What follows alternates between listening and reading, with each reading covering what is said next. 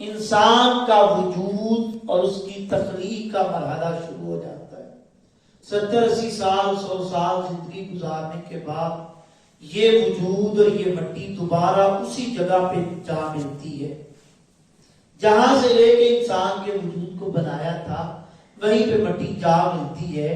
اب یہ بات سمجھنے کے بعد شان صدیق اکبر سمجھیے کہ کتنا بڑا مقام ہے اس ذات کا کہ جس کی تخلیق کا مرحلہ ہو تو مٹی وہ لی جائے کہ جو قرب مصطفیٰ سے مٹی ہے۔ اور حضور جہاں پہ تشریف فرما ہے یہ وہ جگہ ہے کہ سارے علماء کے نزدیک وہ مقام عرش اولا سے افضل ہے، اور اس قرب کے مقام سے سیدنا صدیق اکبر کی مٹی لے کے وجود بنایا جاتا ہے۔ اگر مٹی کے لحاظ سے دیکھیں تو ذات کے اعتبار سے دیکھیں، جسد کے اعتبار سے دیکھیں تو سیدنا صدیق اکبر کے برابر کوئی نہیں ہے۔ اور پھر اگر روحانی اعتبار سے دیکھیں، اللہ کے حبیب علیہ السلام ارشاد فرماتے ہیں، حضرت عبداللہ بن عباس حدیث کو روایت کرتے ہیں، ارشاد فرمایا کہ اللہ نے مجھے اپنے نور سے پیدا فرمایا اور فرمایا پھر میرے نور سے اے صدیق اللہ نے تجھے پیدا فرما دیا ہے۔ اچھا نا، اتنی خاموشی سردی ضرور ہے لیکن اتنی بھی نہیں ہے کہ بندہ بولنے سے ہی خاموش ہو جائے۔ پیاروں کا ذکر ہے، اگر بات سمجھ آئے تو محبت سے کہہ دیں سبحان اللہ۔ فرمایا اللہ نے مجھے اپنے نور سے پیدا کیا اور فرمایا صدیق پھر تجھے میرے نور سے پیدا کیا۔ اور شان صدیق یہ ہے کہ اللہ کے حبیب علیہ السلام کے شجرہ نسب سے سیدنا صدیق اکبر کا شجرہ نسب چھٹی پشت پہ جا کے ایک جگہ پہ مل جاتا ہے، یعنی چھٹی جگہ پہ جائیں تو جو سیدنا صدیق اکبر کے باپ ہیں وہی جناب حضرت محمد مصطفیٰ صلی اللہ علیہ وسلم کے والد۔ اتنی بڑی شان سیدنا صدیق اکبر کی۔ آپ کے دو القابات، دو لقب بڑے مشہور ہیں، ایک ہے صدیق اور ایک ہے عتیق۔ عتیق کے کئی معنی ہیں، علماء نے لکھا ہے عتیق ایک اسے کہتے ہیں کہ جس کا چہرہ خوبصورت ہو، نسب بھی خوبصورت ہے، چہرہ بھی خوبصورت ہے۔ اور ایک عتیق کا معنی ہے کہ جو غلاموں کو آزاد کرے۔ سیدنا صدیق اکبر چونکہ غلاموں کو آزاد کرتے تھے اس لیے آپ کو عتیق کہا جاتا تھا۔ اور بنیادی وجہ اور آپ سنیں گے تو انشاءاللہ سینہ ایمان سے معمور ہوگا۔ اللہ کے حبیب علیہ السلام تشریف فرما تھے اور صحابہ حضور کی خدمت میں حاضر تھے۔ حضور علیہ السلام گفتگو فرما رہے تھے اور اتنے میں جناب سیدنا صدیق اکبر حضور کی خدمت میں آئے۔ اللہ کے حبیب علیہ السلام نے ارشاد فرمایا میرے صحابہ جس نے کسی ایسے شخص کو دیکھنا ہو کہ جو فرش بری پہ چل رہا ہے لیکن اللہ نے اسے جہنم سے آزاد کر دیا ہے، عتیق من النار، وہ جہنم کی آگ سے آزاد ہے، فرمایا وہ آنے والے صدیق کو دیکھ لے، اللہ نے اسے جہنم سے آزاد فرما دیا ہے۔ یہ شان سیدنا صدیق اکبر رضی اللہ تعالیٰ عنہ ہے۔ اسلام سے قبل پورے مکے کے اندر کوئی باقاعدہ عدل و انصاف کا محکمہ نہیں تھا۔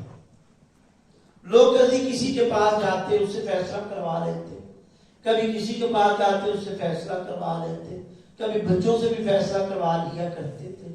علماء سیر نے لکھا اس دور میں لوگ اپنا فیصلہ کروانے کے لیے سیدنا صدیق اکبر کے پاس آتے۔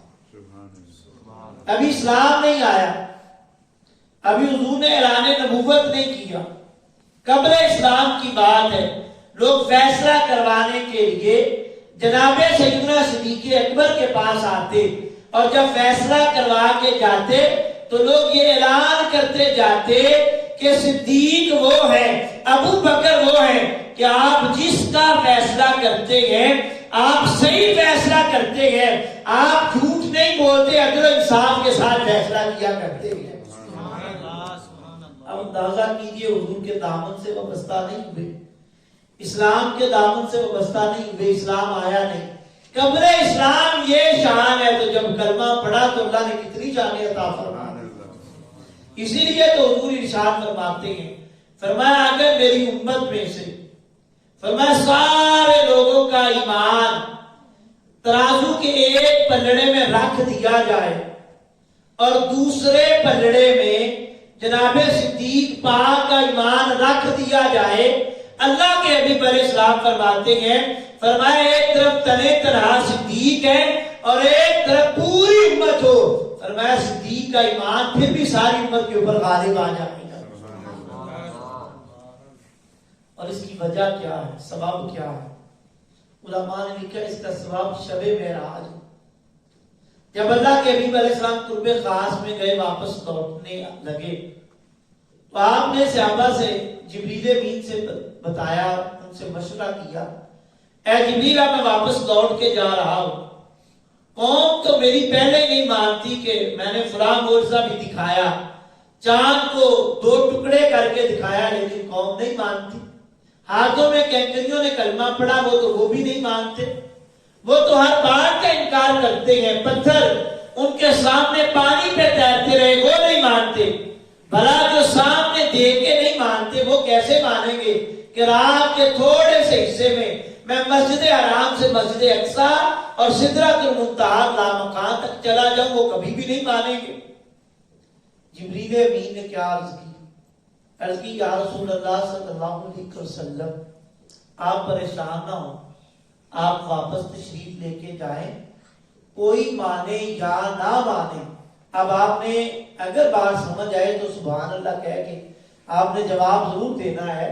فرمایا ہے جی اے اللہ کے حبیب علیہ السلام آپ چلے جائیں، کوئی مانے یا نہ مانے، آپ اعلان کریں گے صدیق تصدیق ضرور کر دے گا۔ سبحان اللہ، کوئی مانے یا نہ مانے صدیق ضرور مانیں گے۔ اللہ کے حبیب علیہ السلام نے آ کے اعلان کیا، بتایا قوم کو کہ میں رات کے تھوڑے سے حصے میں گیا اور واپس پلٹ کے آ گیا۔ لوگوں نے کہا بھلا یہ کیسے ممکن ہے؟ انہوں نے پراپوگنڈا شروع کیا، اکٹھے ہوئے، آگے صدیق پاک کا دروازہ کھٹکھٹایا، سوچا کہ پہلے صدیق ہر چیز کو تصدیق کرتے اور مانتے ہیں، آج وہ بھی نہیں مانیں گے تو حضور کے ساتھ کون رہ جائے گا؟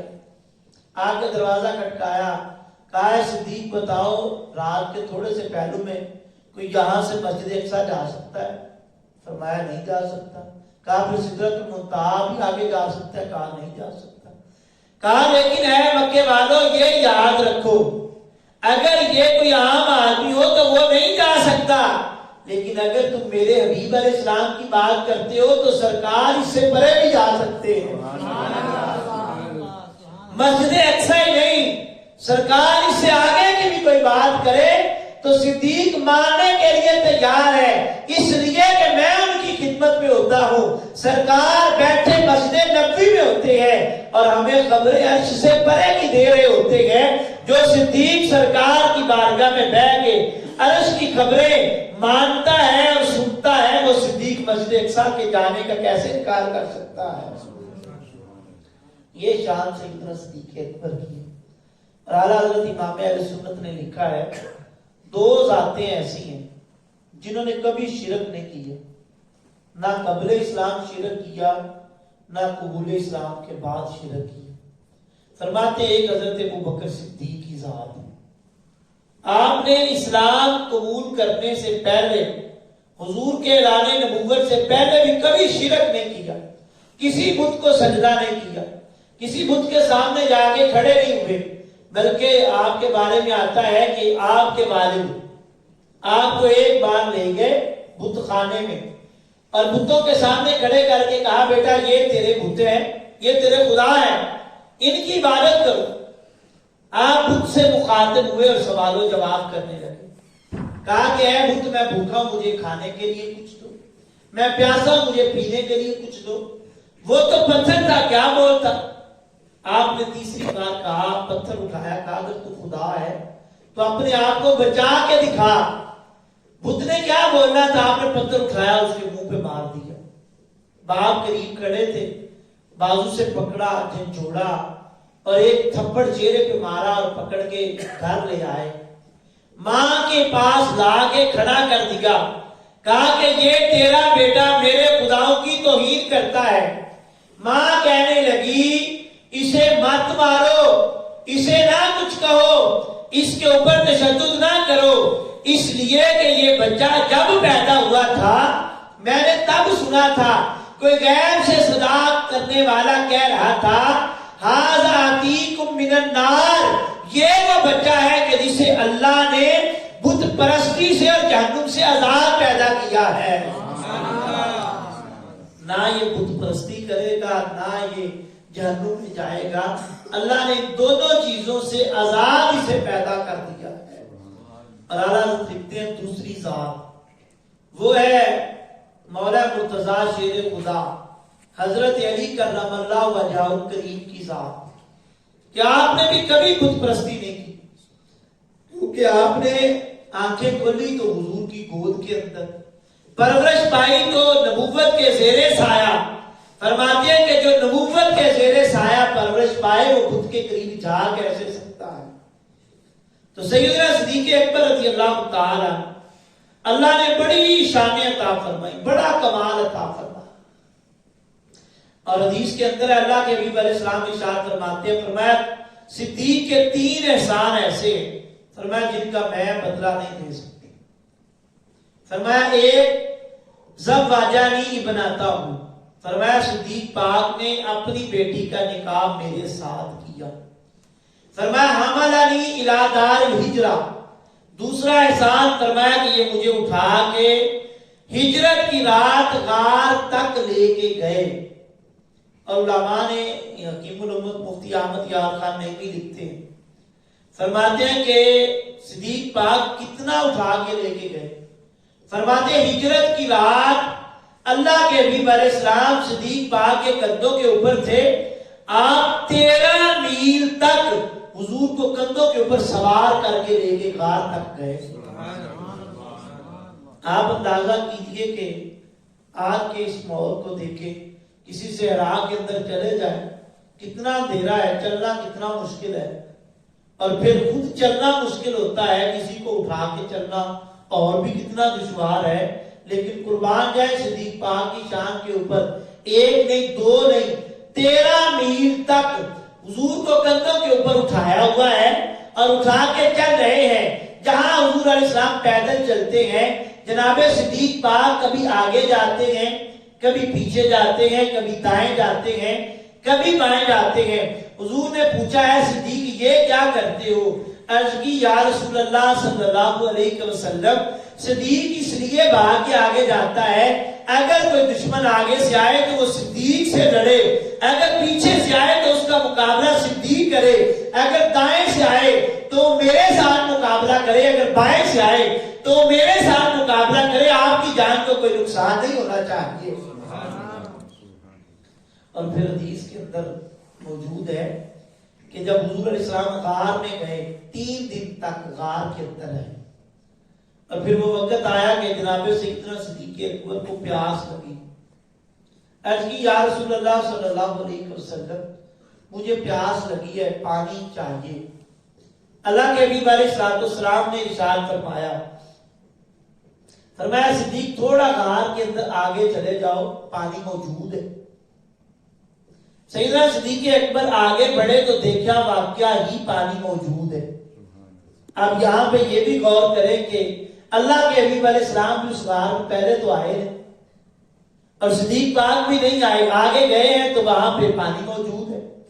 پانی پیا وہ شہد سے میٹھا ہے اور دودھ سے زیادہ سفید ہے۔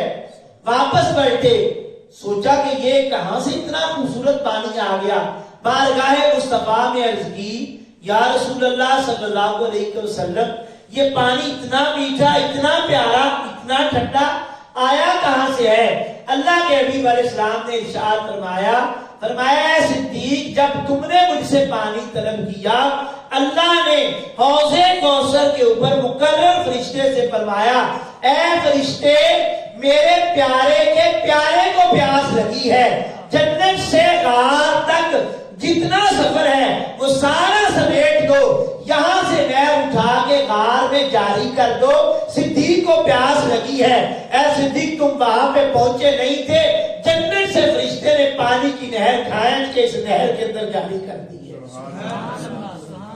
وہاں سے کھینچ کے اس غار میں پانی کی نہر جاری کر دی ہے۔ سیدنا صدیق اکبر رونے لگے، آنکھوں سے آنسو آئے، عرض کی یا رسول اللہ صلی اللہ علیہ وسلم، میرے رب کے یہاں اتنا مقام ہے، میرے رب کی بارگاہ میں اتنا مقام ہے کہ پیاس مجھے لگی ہے اور رب جنت سے نہریں جاری کر رہا ہے، اتنا مقام ہے۔ تو اللہ کے حبیب علیہ السلام نے کیا ارشاد فرمایا؟ اگلا جملہ سنیے، سینہ ایمان سے معمور ہو جائے گا۔ اللہ کے حبیب علیہ السلام نے ارشاد فرمایا ہے صدیق پاک سنو، مجھے اس رب کی قسم جس نے مجھے حق کے ساتھ بھیجا ہے، فرمایا اگر کوئی بندہ تم سے بغض رکھے اور تیرا اس کے دل میں بغض یا حسد ہو، فرمایا وہ 70 انبیاء کے برابر بھی عمل کرے لیکن بغض تمہارا لے کے آئے، فرمایا وہ جنت داخل نہیں ہوگا۔ فرمایا اللہ اس بندے کو جنت میں نہیں بھیجے گا کہ جس کے دل میں تمہارا بغض ہوگا۔ اور پھر حدیث کے اندر ہے، یہ بھی سنیں گے تو انشاءاللہ یہاں پہ بیٹھنے کا مل پڑ جائے گا کہ جس محبت سے سردی کے موسم میں آپ یہاں پہ بیٹھے ہیں۔ اللہ کے حبیب علیہ السلام تشریف فرما تھے، جناب جبریل حضور کی خدمت میں حاضر ہوئے تو اللہ کے حبیب علیہ السلام نے ارشاد فرمایا جبریل حل علی امتی حساب، کیا میری امت کا قیامت کے روز حساب ہوگا؟ انہوں نے عرض کی یا رسول اللہ صلی اللہ علیہ وسلم آپ کی امت کا حساب ہوگا، لیکن صدیق آپ کی امت میں ایک ایسا فرد ہے جس کا حساب نہیں ہوگا۔ اللہ اکبر، سبحان اللہ۔ صدیق پاک کا حساب نہیں ہوگا۔ اور فرمایا قیامت کے روز جب صدیق پاک آئیں گے، اللہ ان سے فرمائے گا کہ جنت میں چلے جاؤ۔ صدیق عرض کریں گے پروردگار میں اس وقت تک جنت نہیں جاؤں گا جب تک کہ مجھ سے جو محبت کرتا تھا وہ جنت میں نہ داخل کر دیا جائے۔ صدیق پاک رک جائیں گے، اللہ فرمائے گا اے صدیق جس کے دل میں تمہاری محبت ہے اسے اس بڑے محشر کے میدان سے نکالو، اسے بھی اپنے ساتھ جنت میں لے جاؤ اور داخل ہو جاؤ۔ آج اگر صدیق پاک کی محبت موجود ہے تو اس کا اجر بھی اللہ قیامت کے روز عطا فرمائے گا۔ یہ اتنی عظیم آپ کی محبت ہے۔ حدیث کے اندر موجود ہے، اللہ کے حبیب صلی اللہ علیہ وسلم تشریف فرما تھے، صحابہ بیٹھے ہوئے تھے، جناب صدیق پاک بھی بیٹھے تھے۔ ارشاد فرمایا میرے صحابہ قیامت کے روز، فرمایا ایک آدمی ایسا ہوگا کہ جنت جس کی مشتاق ہوگی، بقیہ میدان معاشر میں بندوں کو جنت میں جانے کا حکم ہوگا، وہ بھاگ کے چلے جائیں گے، وہ جنت کی طرف بھاگیں گے کہ ہمیں داخل کر دیا جائے۔ لیکن فرمایا ایک بندہ ایسا ہوگا کہ جنت جس کا انتظار کر رہی ہوگی کہ یہ میرے اندر داخل کر دیا جائے، اور جب وہ بندہ جنت کے قریب جائے گا جنت اس کا استقبال کرے گی اور کہے گی خوش آمدید، تیرا آنا برکت والا ہے، مرحبا، خوش آمدید، تیرا آنا باعث برکت ہے۔ حضرت سیدنا صدیق اکبر عرض کرنے لگے اے اللہ کے حبیب علیہ السلام ہم پھر قیامت کے روز اس بندے کو دیکھ سکیں گے؟ اللہ کے حبیب علیہ السلام نے ارشاد فرمایا صدیق کو کوئی اور نہیں ہے، وہ تم ہی ہو کہ جنت جس کا انتظار کر رہی ہو۔ فرمایا وہ تم ہو جس کا جنت انتظار کرے گی کہ کاش یہ بندہ میرے اندر داخل کر دیا جائے۔ اور حدیث میں الفاظ ہے، اللہ کے حبیب علیہ السلام فرماتے ہیں، فرمایا تین روایتوں کا خلاصہ، ارشاد فرمایا کہ قیامت کے روز جب لوگ میدان محشر میں ہوں گے، یوضع للانبیاء منابر من ذہب و نور، فرمایا نور اور سونے چاندی کے منبر انبیاء کے لیے رکھے جائیں گے، انبیاء ان کے اوپر بیٹھے ہوں گے۔ فرمایا کہ اللہ کے عرش کی ایک جانب میرا منبر ہوگا اور عرش کی ایک جانب حضرت ابراہیم کا منبر ہوگا۔ فرمایا دونوں کے درمیان میں حضرت صدیق پاک کی کرسی رکھی جائے گی۔ اور پھر ایک روایت میں ہے، فرمایا کہ جس طرح قیامت کے روز انبیاء شفاعت کرتے ہیں، فرمایا اللہ ایسا اختیار میرے صدیق کو عطا کرے گا، یہ شفاعت کرتے جائیں گے اور میری امت کو جنت میں داخل کرتے جائیں گے۔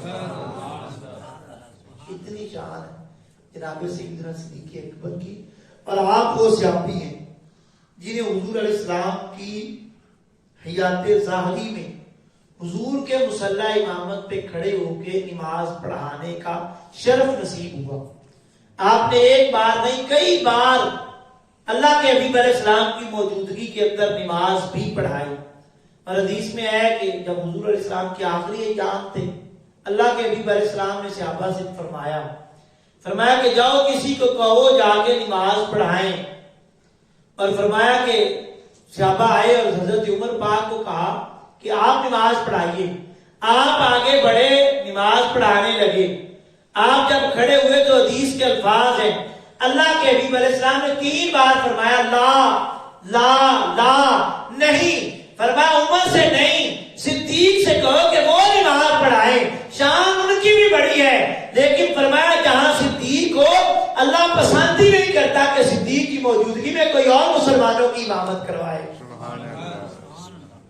میں اللہ پسند نہیں کرتا کہ صدیق کی موجودگی میں کوئی اور مسلمانوں کی امامت کروائے. اللہ کے حبیب علیہ السلام ایک بار اپنے گھر سے نکلے, بس آخری الفاظ ہے, حضور علیہ السلام اپنے گھر سے نکلے تو حضرت عمر پاک بھی راستے میں تھے اور حضرت ابو بکر صدیق رضی اللہ تعالیٰ بھی راستے میں تھے. دونوں راستے میں کھڑے ہیں. حضور علیہ السلام نے جناب صدیق پاک کا دائیں ہاتھ میں ہاتھ لیا اور پھر بائیں ہاتھ میں حضرت عمر پاک کا ہاتھ لیا.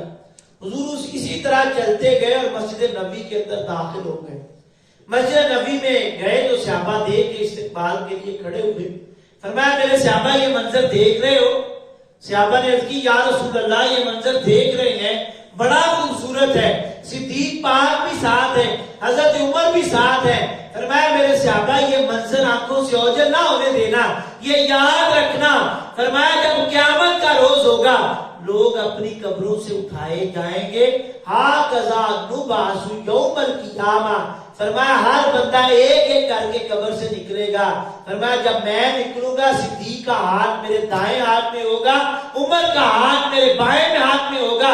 جیسے آج دیکھ رہے ہو ہم ایسے ہی قیامت کے روز اللہ کی بارگاہ میں اٹھائے جائیں گے.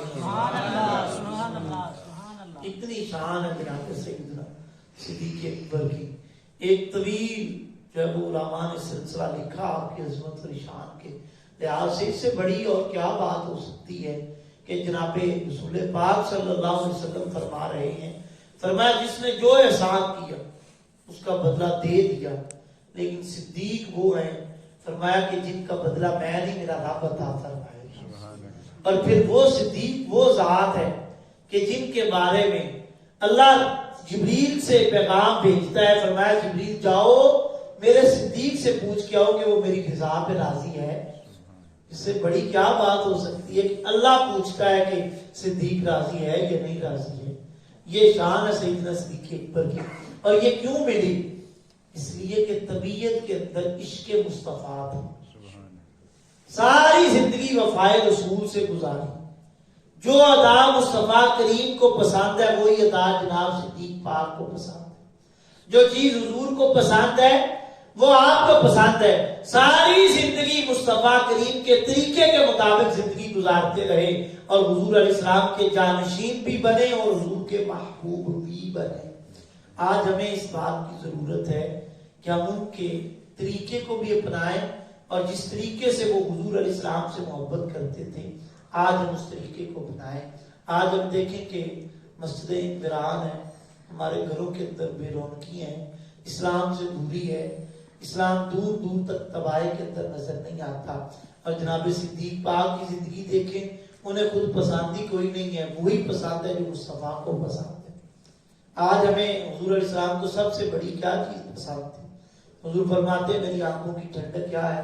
نماز. آج ہمیں وہی پسند نہیں, ہماری اولادوں کو پسند نہیں ہے, گھر میں خواتین کو پسند نہیں ہے. اور یہ نماز تو وہ تھی کہ جو مسلمان کی معراج تھی. آج ہم اس نماز سے دور ہیں, مسجد ویران ہے, قرآن پڑھنے والا کوئی نہیں ہے, قرآن کے ساتھ تعلق قائم کرنے والا کوئی نہیں ہے. جناب سیدنا صدیق اکبر کی خشیت دیکھیں, قرآن پاک پڑھا کرتے تھے تو آنکھوں سے آنسو بہا کرتے تھے. آج ہم بہت دین سے بہت دور ہیں. آج ہمارا دین سے جو تعلق ہے وہ بڑا کمزور ہے. صاحب یہ زندگی ختم ہی ہونے والی ہے. 40-50 باریں گزر گئی، کسی کی 30، کسی کی 20 گزر گئی، کون یاد رکھتا ہے؟ کون نشان بھی باقی نہیں رہتا، قبروں کے نشان مٹ جائیں گے، عمل ہی پاس آنا ہے۔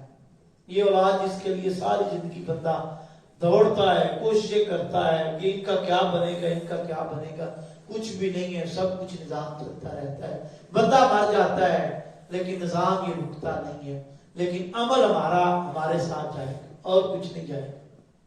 اس لیے عمل کی طرف بڑھیں، رزق حلال کی طرف بڑھیں اور عمل اور عشق رسول کی جدوجہد کریں۔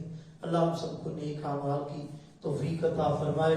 اللہ ہم سب کا یہاں پہ بیٹھنا اپنے حضور قبول فرمائے۔ جو احباب جو بھی نیک جائز تمنائیں لے کے آئے ہیں، اللہ ان کی نیک جائز خواہشات کو پورا فرمائے۔ آمین بجاہ نبی کریم صلی اللہ علیہ وسلم۔